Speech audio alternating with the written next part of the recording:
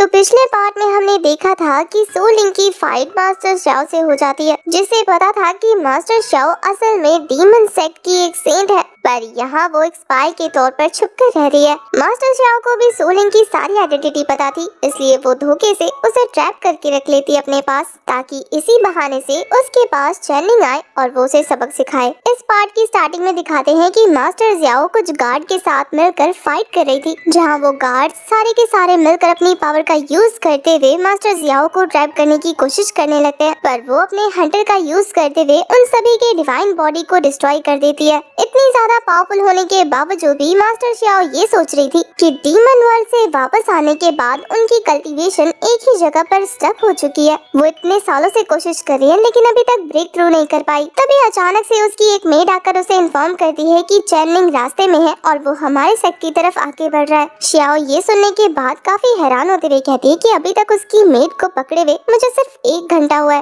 और इतनी थोड़ी सी ही देर में उसने पता लगा लिया कि उसकी मेड मिसिंग है। इसका मतलब तो ये है कि ये लड़की सच में बहुत ज्यादा काम की है, कहीं ये चैनलिंग की कमजोरी तो नहीं। तभी मास्टर शाओ की एक मेड अपनी नस काट के दिखाते हुए कह रही थी कि मैं भी आपके लिए बहुत ज्यादा लॉयल हूँ, बस आप हुक्म कीजिए कि हमें क्या करना है। अपने मेड की बातों से शाओ को पता लग गया था कि अब उसे चैनलिंग के साथ क्या करना है। दूसरी तरफ चैनलिंग कुएई के साथ आगे बढ़ते हुए ये सोच रहा था कि उसे जाकर क्या बात करनी चाहिए। आफ्टर ऑल वो एक पवेलियन का मास्टर है। चैनलिंग तो कह रहा था कि मैं लॉ पनिशमेंट हॉल के काफी ज्यादा करीब पहुंच गया हूँ, तो अभी तक मेरा वो टास्क एक्टिवेट क्यों नहीं हुआ। कुएई बताती है कि हर टास्क को ट्रिगर करने के लिए तुम्हें किसी न किसी तरीके की कंडीशन कंप्लीट करनी पड़ती है। क्या पता इस टास्क को कंप्लीट करने के लिए तुम्हें उसके बहुत ज्यादा क्लोज जाना पड़े। आई एम श्योर उसके बाद तुम्हारा ये टास्क अच्छे से एक्टिवेट हो जाएगा। चैनलिंग जैसे ही दरवाजा खोल के अंदर एंटर होता है, उसे देखने को मिलता है कि उसके स्वागत के लिए काफी सारे गार्ड रास्ते में खड़े हैं, जो कि उसके आते ही सारे के सारे अपना ऑरा रिलीज करना शुरू कर देते हैं। चैनलिंग तो कह रहा था कि लगता है कि ये शाओ में बहुत ज्यादा स्मार्ट है, उसे पहले ही पता लग गया कि मैं आने वाला हूँ, इसलिए मेरे स्वागत के लिए उसने कितने पावरफुल गार्ड्स को खड़ा करके रखा है, कितनी ऑनर दे रही है मुझे। कोई कहती है कि तुम्हारी कल्टीवेशन इतनी ज्यादा लो है कि तुम्हारा ऑरा मैं भी सेंस नहीं कर पा रही हूँ, तो वो क्या करेगी। चैनलिंग तो उसकी बातों को इग्नोर करते हुए सीधा आगे बढ़ा चला जा रहा था। उसे इस तरीके से बिना लड़खड़ाए आगे बढ़ता देख कर तो मास्टर शाओ काफी हैरान होती है, क्योंकि उसका कहना था कि उसके पास जो गार्ड मौजूद है, अगर वो अपना ऑरा रिलीज करना शुरू करे तो ओल्ड सेक्ट मास्टर जो कि सोल रियाल्म पर थे, उनके लिए भी इस ऑरा में इतना नॉर्मली चलकर आगे आना बहुत मुश्किल होने वाला था। वो तो यही सोच रही थी कि आखिर मेरे डीमन गार्ड के सोल प्रेशर में इतना आराम से आगे बढ़ के आ रहा है, ये आखिर इसके पास कितनी पावर है। इसके पास जो पावर है सच में काबिले तारीफ है। दूसरी तरफ बाहर से जो चैनलिंग इतना ज्यादा काम और रिलैक्स होके आगे बढ़ रहा था, वो अंदर से परेशान होते हुए कोई से कहने लगता है कि आखिर मैं इसके इतना पास आ गया हूँ, तो अभी तक हमारा ये टास्क एक्टिवेट क्यों नहीं हुआ। ये धीरे धीरे बहुत ज्यादा अजीब होता जा रहा है, मुझे और कितना पास जाना होगा इसके। कोई कहती है कि शायद मुझे लगता है कि इस टास्क के लिए डिस्टेंस मैटर करता है, इसलिए तुम्हें ना चाहते हुए भी इसके बहुत पास जाना पड़ेगा। दूसरी तरफ शाओ मेई को दिखाया जाता है, जो ग्रीट करते हुए चैनलिंग से कहती है कि सेक्ट मास्टर, मुझे नहीं पता था कि आप यहाँ आए हैं, आपके यहाँ आने की कोई खास वजह है या फिर आप मुझे कोई काम देना चाहते हैं। चैनलिंग तो टाइम कंज्यूम करने के लिए आगे बढ़ते हुए ये कह रहा था कि मास्टर शाओ, आपको नहीं पता मेरे यहाँ आने की वजह क्या है। चैनलिंग को धीरे धीरे इतना पास आता देख कर तो मास्टर शाओ ये कह रही थी कि मैंने डीमन एम्परर को भी फेस किया है, लेकिन आज से पहले मुझे इतनी बेचैनी कभी नहीं हुई। इसलिए वो अपनी बेचैनी को छुपाने के लिए अपने गार्ड्स को ऑर्डर देती है कि वो सोलिंग को सामने ले आए। उसके आने के बाद वो कहती है कि मैंने एक चोर को पकड़ा है, जो कि ये कह रही है कि वो आपकी पर्सनल मेड है। मुझे लगा कि वो झूठ बोल रही है, इसलिए मैंने इंटरोगेट करने के लिए उसे अपने पास रख लिया। मैंने सोचा कि पूछताछ करने के बाद आपको इन्फॉर्म करूंगी, लेकिन देखिए मुझे नहीं पता था कि आपको पहले ही पता लग जाएगा। चैनलिंग अपने चेहरे पर कोई एक्सप्रेशन शो नहीं करता, लेकिन अंदर से वो काफी हैरान था कि सोलिंग को इसने पकड़ के रखा हुआ था और ये कब हुआ। दूसरी तरफ शाओ मेई कहती है कि मैं सेक्ट मास्टर से कंफर्म करना चाहती हूँ कि क्या ये आपकी मेड है या फिर हम सबको बेवकूफ बना रही है। अब तक चैनलिंग शाओ मेई के काफी ज्यादा क्लोज पहुँच गया था। वो कोई से कहता है कि क्या मैं आगे बढ़ूं, मैं इसके बहुत ज्यादा क्लोज पहुंच गया हूं, या फिर खुद को रोक लूं, या फिर ऐसे कमर से पकड़ लूं पूछताछ करने के लिए, कहीं ऑकवर्ड तो नहीं लगेगा ना। कोई कहती है कि तुम 2 कदम पीछे रुककर इसकी तरफ आगे बढ़ सकते हो, क्या पता इसकी हार्ट बीट फास्ट होने से तुम्हारा वो मिशन ट्रिगर हो जाए। चैनिंग ऐसा ही करता है, 2 कदम रुकने के बाद वो शाओमी के बहुत ज्यादा क्लोज पहुंच जाता है। उसे इतना क्लोज देखने के बाद तो शाओमी के गार्ड्स एक्टिव हो जाते हैं, अपना अपना वेपन लेकर रेडी हो गए थे। उसे इतना पास देखने के बाद तो शाओमी यही सोच रही थी कि सिर्फ एक नौकरानी के लिए ये मेरे साथ वॉर स्टार्ट करने वाला है। क्या ये नौकरानी सच में इसके लिए इतनी मैटर करती है? कुए का गैस बिल्कुल सही था। चैनिंग के पास जाने की वजह से शाओमी की हार्ट बीट तेज हो जाती है और कुई आकर इन्फॉर्म करती है कि सिस्टम ने उसके टास्क को एक्टिवेट कर दिया है। टास्क एक्टिवेट होने की वजह से चैनिंग एक साइड स्माइल के साथ अपने हेवन स्टीयरिंग गोस्ट हैंड का यूज करते हुए वो सोलिंग को छुड़ा लेता है। उसकी इस अदा से तो सोलिंग पूरी तरीके से उस पर फ्लैट हो गई थी। वो कहती है कितना ज्यादा पावरफुल एक सेक्ट का लीडर अकेले मुझे बचाने के लिए यहाँ पर आया है। इसने तो सारी की सारी स्पॉटलाइट छीन ली, साथ ही ये कितना ज्यादा हैंडसम है। वो तो इस हैंडसम पावरफुल सेक्ट मास्टर पे अपना दिल हार बैठती है। वहीं चैनिंग के ऐसा करने की वजह से शाओमी भी बहुत ज्यादा हैरान थी। वो तो ये सोचती थी कि इसके पास हेवन स्टीलिंग गोस्ट हैंड है, इसका मतलब ये है कि अगर इसने फाइट स्टार्ट की तो मेरे पास कोई एडवांटेज नहीं है, मुझे ही फाइट में पहल करनी होगी वरना मैं इससे हार जाऊंगी। वो तो बहुत ज्यादा सीरियस होते हुए चैनिंग को देखकर कह रही थी कि आखिर ये चीज मैंने पहले क्यों नहीं नोटिस की। चैनिंग के कुछ भी कहने से पहले ही सोलिंग जाकर उसका हाथ पकड़ते हुए कह रही थी कि सेक्ट मास्टर मुझे पता था आप मुझे बचाने के लिए जरूर आएंगे। उसे ऐसे बच्चों जैसा एक्ट करता देखकर चैनिंग भी उसे कुछ नहीं कहता बल्कि बच्चों जैसा पैम्पर करते हुए कहता है कि ठीक है अब जाने का वक्त हो गया, चलते हैं। पर जाने से पहले वो काफी सीरियस होकर शाओमी से कहता है कि मैं 3 दिन बाद तुमसे अकेले में मुलाकात करूंगा। उसके सीरियस लुक को देखने के बाद तो शाओमी मुंह खोल के खड़ी रह जाती है। दूसरी तरफ चैनिंग के जाते ही शाओमी के मेड उसके आगे बैठकर उससे माफी मांगने लगते हैं। वो सभी तो ये कह रही थी कि हमने नोटिस नहीं किया, वो इंसान आपके काफी ज्यादा क्लोज आ गया था, हम सजा के हकदार है, मिस हमें जान से मार दीजिए, हमने बिल्कुल भी प्रिपरेशन नहीं की थी। शाओमी उनकी बातों पर ध्यान नहीं देती बल्कि उन्हें ऑर्डर देते हुए कह रही थी चैनिंग के दोबारा सेक्ट में एंटर होने से पहले मुझे चैनिंग के बारे में सारी की सारी इन्फॉर्मेशन चाहिए।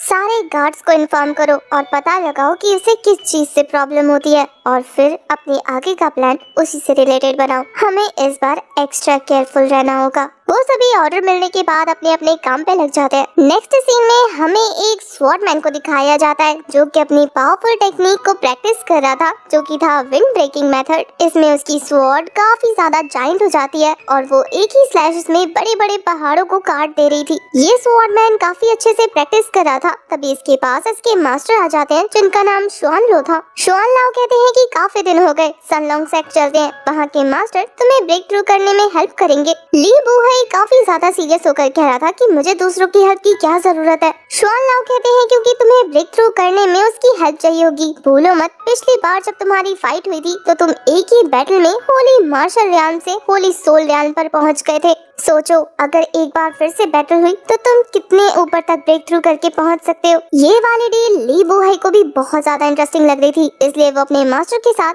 तेजी से आगे बढ़ने लगता है। इसके बाद 3 दिन बाद का सीन दिखाया जाता है जहाँ सू लिंग चैनिंग से पूछती है कि मास्टर आप 3 दिन से ऐसे जार इकट्ठा कर रहे हैं, आखिर आप ऐसा क्या बना रहे हैं कि आपको इतने सारे जार्स की जरूरत पड़ रही है। चैनिंग काफी सारे केमिकल्स इकट्ठा करके उनसे एक चार्म लिक्विड बनाने की कोशिश कर रहा था। वो इन सभी को बॉयल करके इनका गैस इकट्ठा करते हुए कह रहा था कि किस्मत से मैं काफी ज्यादा इंटरेस्टेड था एंशिएंट साइंस में जिसकी मैंने बहुत ज्यादा स्टडी की थी। ये मेरे बनाए हुए कुछ केमिकल्स हैं जिनके फॉर्मूलाज मुझे याद रह गए थे। अब बस जल्दी से वो लिक्विड बाहर आ जाए, लगता है आने ही वाला है। और फिर वो दोनों के दोनों उस लिक्विड के बाहर आने का इंतजार करने लगते हैं। जिसके ड्रॉप को स्मेल करने के बाद तो सोलिंग कह रही थी कि ये तो बहुत ज्यादा इंटरेस्टिंग लग रहा है मास्टर। वहीं चैनिंग उसे स्मेल करते हुए कह रहा था कि इसमें कुछ मिसिंग है, ऐसा लग रहा है जैसे कि आधा अधूरा बना है, इसमें एक और चीज डलने वाली है और वो है वाइन। एंशिएंट टाइम में वाइन को अल्कोहल कहते थे। अब वो अपने गार्ड को कहता है कि अल्कोहल लेकर आओ और उसका गार्ड जाकर इन्फॉर्म करता है 8th मास्टर को और 8th मास्टर ये सुनने के बाद आग बबूला हो जाते हैं। वो टेबल पे हाथ मारते हुए कह रहा था कि किस तरीके का मॉन्स्टर है ये, कभी लड़की चाहिए कभी दारू, करने क्या वाला है वो उस अल्कोहल से।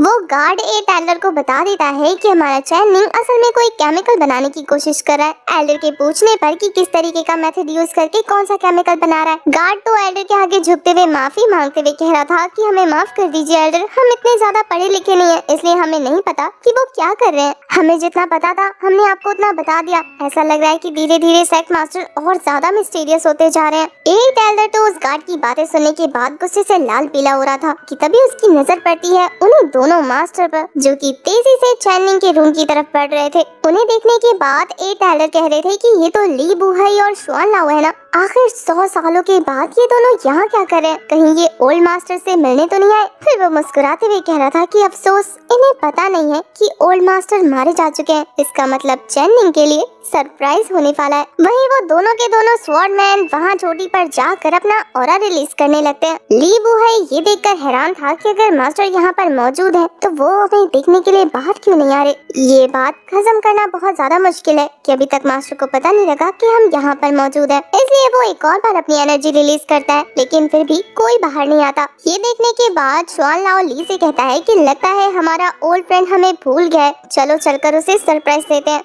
इस बात पे तो ली भी रेडी था, लेकिन काफी ज्यादा सीरियस होते हुए। वहीं दूसरी तरफ चैन को दिखाते हैं जिसने अपना वो सीक्रेट फॉर्मूला रेडी कर लिया था और उसकी वो खुशबू दोनों ही लड़कियों को बहुत ज्यादा इम्प्रेस कर देती है। सूलिंग के मुंह में तो पानी आ रहा था, वो तो कहती है कि मास्टर ये तो कितना अच्छा वाइन है, क्या मैं इसे एक बार टेस्ट कर सकती हूँ। चैनिंग उसे छुपाते हुए कह रहा था कि नहीं, ये बहुत ज्यादा हार्ड है, अगर तुमने इसका एक सिप भी लिया ना तो बुरी तरीके से ड्रंक हो जाओगे। उनकी बातों के ही बीच में ली बुहाई अपनी स्वॉर्ड से अटैक करते हुए उनका दरवाजा तोड़ के अंदर आ जाता है। किसी को कुछ भी समझने का मौका नहीं मिलता और ली बुहाई काफी ज्यादा क्लोज आ गया था चैनिंग के। चैनिंग ना तो उसे देखकर डरता है, ना ही सरप्राइज होता है और ना ही कोई मूवमेंट करता है। पर अब तक ली बुहाई को पता लग गया था कि उसने गलत बंदे पर अटैक कर दिया है, इसलिए वो अपने स्वॉर्ड की डायरेक्शन को थोड़ा सा टर्न कर चुका था। पर इसके बावजूद भी वो स्वॉर्ड हमारे चैनिंग के बहुत ज्यादा क्लोज जाकर रुकती है। पर इतने जबरदस्त अटैक से भी उसके चेहरे पर जरा सी शिकन नहीं आती और वहीं ली बुहाई के स्वॉर्ड अटैक की वजह से सामने वाला पत्थर बीच में से आधा कट जाता है।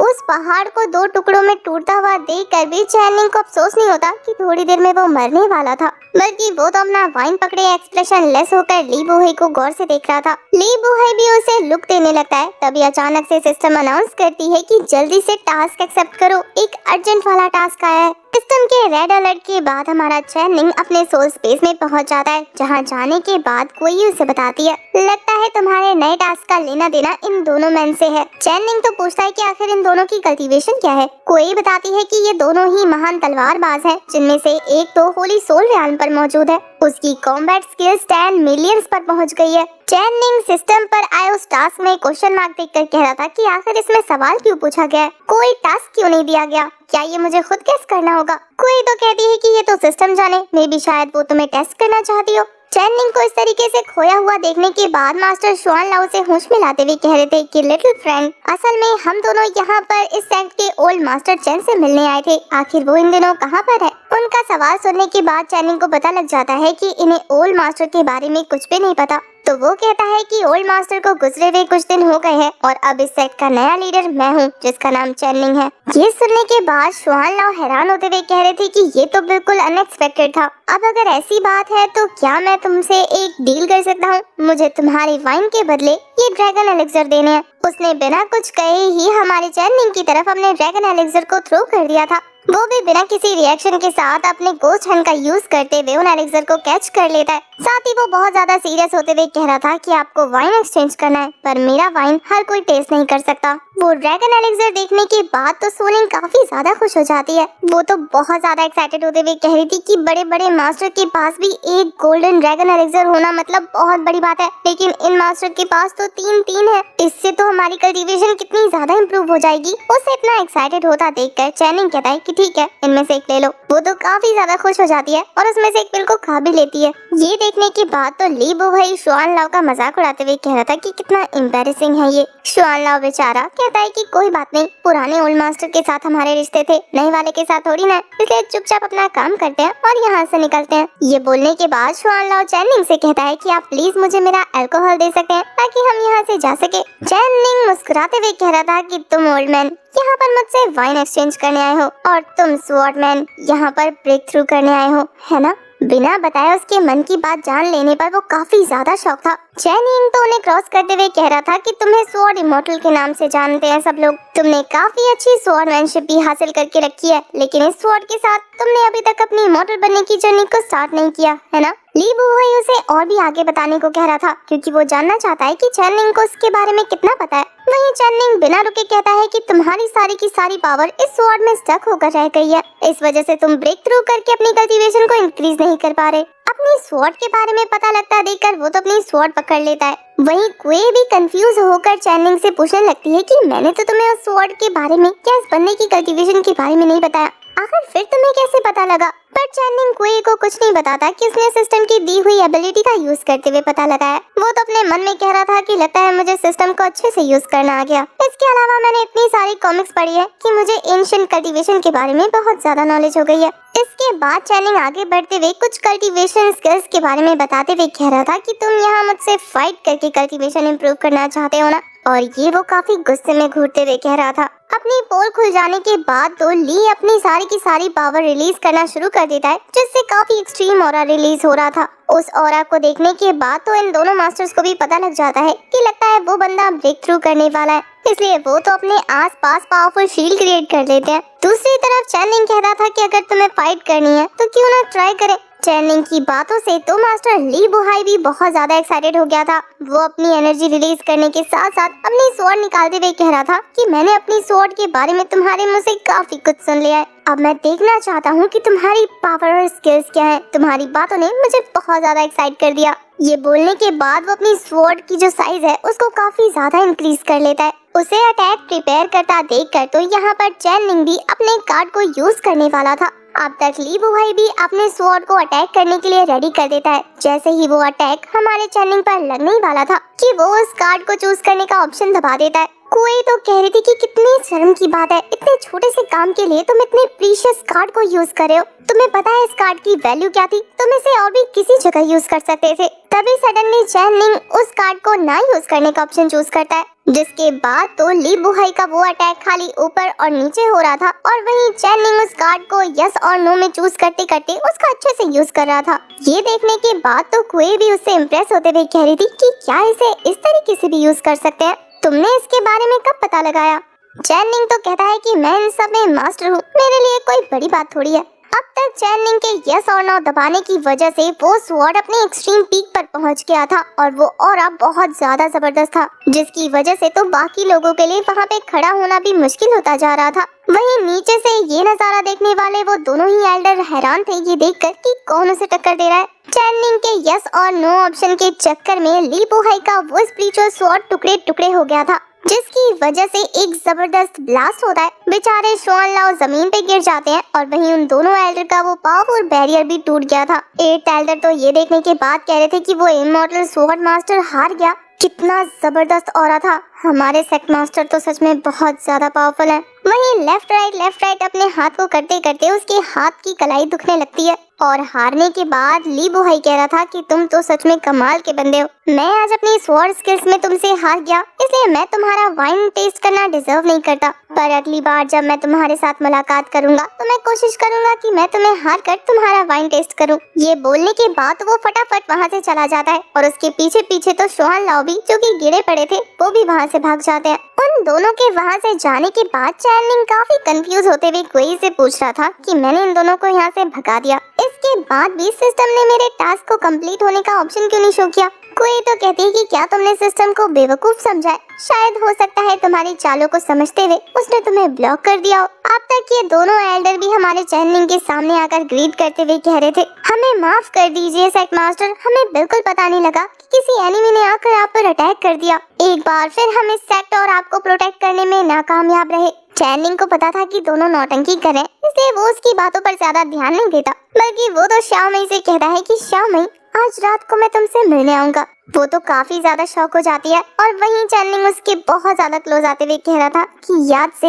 मेरे लिए अच्छी अच्छी डिशेस प्रिपेयर करके रखना। पहले तो शाओमई कंफ्यूज होती है, लेकिन फिर एक केवल स्माइल के साथ कहती है कि आज रात को तुम्हारी आखिरी रात होगी, मैं तुम्हारे लिए ऐसा खाना प्रिपेयर करूंगी कि तुम ऐसा खाना दोबारा जिंदगी में कभी नहीं खा पाओगे। वहीं उन दोनों के बीच की केमिस्ट्री देखने के बाद तो 8 एल्डर कंफ्यूज हो रहे थे। अब सीधा रात का सीन दिखाया जाता है जहाँ शाओ मई ने काफी सारा खाना प्रिपेयर कर दिया था। तब तक चैनिंग भी आ जाता है। उसे देखने के बाद वो कहती है कि सेट मास्टर देखिए, जैसा आपने कहा था मैंने आपके लिए वैसी प्रिपरेशन की है। चैनिंग तो दाएं बाएं देखने के बाद सिस्टम की हेल्प से पता लगा लेता है कि यहाँ पर 2 लोग छुपे हुए हैं। वो शाओमी से कहता है कि हम दोनों की मीटिंग के बीच में इतने लोगों का काम नहीं है, तो उन्हें बाहर भेज दो। उसके बोलने के बाद तो शाओमी उन दोनों को ही ताली मारकर बाहर भेज देती है और फिर बात को कवर अप करने के लिए कहती है कि मास्टर मैं तो बस आपकी प्रोटेक्शन के लिए थोड़ा सा ध्यान रख रही थी। आफ्टर ऑल आप हमारे सेक्ट मास्टर हैं और आपकी सेफ्टी का ध्यान रखना तो जरूरी है ना। चैनिंग तो उसकी तरफ अपनी बनाई हुई वाइन थ्रो करते हुए कह रहा था कि इसे पूरा पी लो। वो उस बॉटल को देखने के बाद सोच रही थी कि क्या इस बंदे ने इसमें पॉइजन मिलाया है और अब ये मेरी लॉयल्टी चेक करने के लिए मुझे इसे पिलाना चाहता है। कोई बात नहीं सेक्ट मास्टर, अगर आप मुझे टेस्ट करना चाहते हैं तो अच्छे से टेस्ट दिया जाए, क्योंकि लिटिल मास्टर शायद आपको पता नहीं कि मेरी बॉडी डीमन ब्लड से बनी है और मेरी डीमन ब्लड बॉडी में किसी तरीके का कोई पॉइजन काम नहीं करता। ये बोलने के बाद वो बहुत ज्यादा कॉन्फिडेंट होकर जैसे ही उस वाइन बॉटल का ढक्कन ओपन करती है उसकी स्मेल से मदहोश होने लगती है। वो तो सोच रही थी कि मैंने आज तक जितनी भी वाइन टेस्ट की है ये उन सब में सबसे ज्यादा डिलीशियस लग रही है। मैंने आज से पहले इस तरीके की स्मेल वाली वाइन नहीं देखी। कितनी अमेजिंग बात है कि मास्टर को मुझे टेस्ट करने के लिए ये बॉटल ये वाइन मिली, पर अफसोस कितनी ही स्ट्रॉन्ग वाइन क्यों ना हो मेरी बॉडी पर कोई काम नहीं करेगी। ये बोलने के बाद वो अपनी बॉडी में 3 लेयर की प्रोटेक्शन लगा लेती है और उसके बाद उस वाइन को ड्रिंक करती है। उसके बॉडी प्रोटेक्शन लेयर की वजह से बहुत स्ट्रॉन्ग ऑरा रिलीज हो रहा था, जिसकी वजह से बेचारा चैनिंग तो अपना खाना भी नहीं खा पाता। वो कहता है कि बस एक वाइन की बोतल ही तो है, इसके लिए इतनी प्रिपरेशन करने की क्या जरूरत थी। क्या इस लड़की को लगता है कि मैं इसे मारने की प्लानिंग कर रहा हूँ? वहीं थोड़ी देर पहले जो लड़की कह रही थी कि कोई भी वाइन उसकी बॉडी पर असर नहीं करता, वो इस वाइन के 2-3 घूंट पर ही टल्ली हो जाती है। इस वाइन को पीने की वजह से उसका चेहरा तो पूरा रेड हो गया था। वो एक सांस में पूरी की पूरी बॉटल खत्म करके खुश हो जाती है। वहीं उसे बुरी तरीके से सोबर हालत में देखने के बाद चैनिंग कह रहा था कि अगर मैंने इसे ओरिजिनल लिकर पिलाया होता तो फिर तो ये पूरी तरीके से गई होती। अच्छा हुआ मैंने इसमें थोड़ा सा पानी मिला दिया था, क्योंकि ये इतने से में ही कितनी बुरी तरीके से ड्रंक हो चुकी है। कोई तो कह रही थी कि लगता है इसकी बॉडी बहुत ज्यादा सेंसिबल है, तभी तो देखो ना थोड़ा सा पीने के बाद कितनी ज्यादा टल्ली हो गई है। सच में इन दोनों में से किसी को नहीं पता कि इसके पास डिमोनिक बॉडी है। इन्हें तो लग रहा था कि एक नॉर्मल सी लड़की है जिसके पास थोड़ी सी पावर है। शाओ मई पूरी तरीके से अपने होश खोने के बाद चैनिंग के पास आते हुए कह रही थी कि लिटिल लॉर्ड, लगता है आप भी ड्रंक हो गए हैं, क्यों ना मैं आपको थोड़ी सी सर्विस दूं। ये बोलते हुए वो तो उसके बहुत ज्यादा पास आ गई थी। वो अब तक सेटिस्फाई हो गई थी, जिसकी वजह से कोई बताती है कि तुम्हारा टास्क कंप्लीट हो गया है और अब तुम्हें रिवॉर्ड मिलेंगे। सारे रिवॉर्ड्स हासिल हो जाने के बाद चैनिंग उसे अपने इतने पास देखकर कह रहा था कि लगता है मास्टर शाओ मई अपने होश में नहीं है। अब अगर इतनी रात को मैं यहाँ पर रुका तो बहुत बुरा लगेगा और ये अच्छी बात नहीं कि लोग हमारे बारे में बातें बनाएं। इसलिए मास्टर शाओ मई आप रेस्ट करिए, मैं यहाँ से चलता हूँ। ये बोलने के बाद वो उसे गिरता हुआ ही छोड़कर वहाँ से निकलने की कोशिश करता है, पर शाओ मई ने तो वहाँ पर एक प्रोटेक्टिंग बैरियर लगा दिया था, जिसकी वजह से चैनिंग बाहर नहीं निकल पाता। वो गिरी हुई शाओ मई के पास आते हुए पूछ रहा था कि इसको ओपन कैसे करते हैं। शाओ मई जो कि होश में नहीं थी, वो कहती है कि ओपन करने के लिए बाहर से दरवाजा खोलना पड़ेगा ना। चैनिंग तो कह रहा था कि नहीं, मुझे अंदर से दरवाजा खोल के बाहर जाना है, बताओ कैसे खोलेंगे। वो तो उसका हाथ पकड़ के उसे रोकते हुए कह रही थी कि मास्टर मत चाहिए ना, क्या जरूरत है जाने की। और फिर वो उसी के ऊपर लेट जाती है। दूर से ये सारी की सारी चीजें 8 एल्डर देख रहे थे। वो तो कहते हैं कि लाइट्स ऑफ हो गई, लेकिन अभी तक वो यंग मास्टर बाहर नहीं निकला। इतनी दूर से सही से कुछ दिख भी नहीं रहा है। ये बोलने के बाद वो अपने टेलीस्कोप की हाइट को इंक्रीज कर देते हैं, फिर भी उन्हें कुछ नजर नहीं आता। इसी के साथ ये वाला एपिसोड हो जाता है खत्म।